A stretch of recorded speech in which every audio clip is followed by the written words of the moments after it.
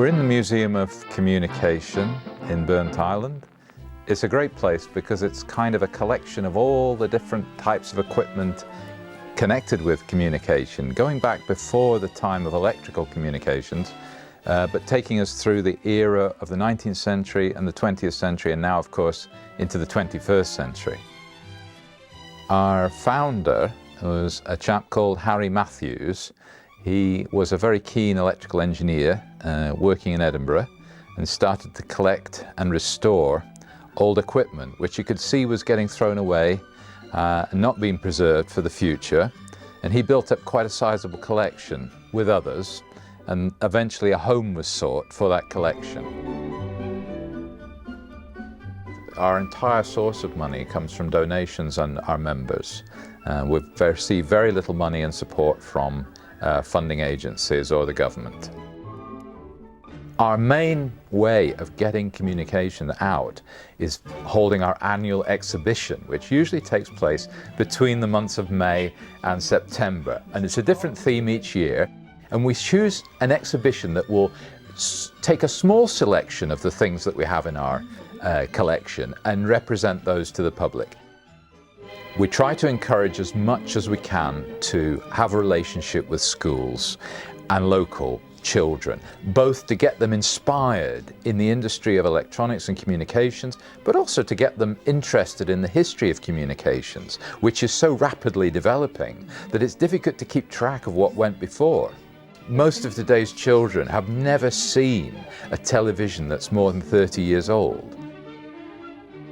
We're very proud of many items in our exhibition, but we've got some extremely rare radio communications equipment going back to the turn of the century.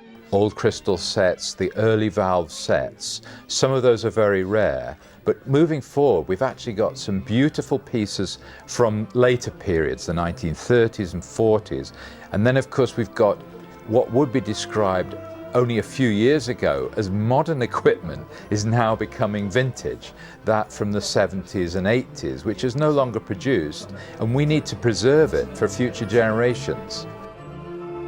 Let me just take you on a little bit of a story through our exhibition this year. The idea is to represent the 100 years of broadcasting. It's a huge topic, so we can only scratch the surface. The 20s, when broadcasting was setting off, we see the early experimental nature of broadcasting. The 30s, which are often referred to as the golden age of radio. You start to see radio becoming an interesting design thing, something you'd have in your living room. You'd be proud to have it. We see the influence of the war on radio and television. And then moving forward, we start to see in the 1950s the popularity of television. In fact, the inevitable rise of television starts to replace radios. You see new types of TV. By the 60s, we're seeing color TV, the 70s, designer TV. We start to see transistors in that period being used instead of the old weighty, power-hungry valves. That changes the shape and style of our equipment. By the later 80s, you've started to see video recorders and some of the consumer electronics that was populated by cassette players, ghetto blasters, music on the street, which started to popularize where you could do your music. By the 90s, of course, you're seeing high specification televisions being introduced that contain LCDs for the first time. And latterly, the very last part of our display concerns the modern era, of which we have left to show because it's very much work in progress. But of course, it's the age of streaming. The mobile phone and smart TVs have taken over broadcasting to the most part for everyone.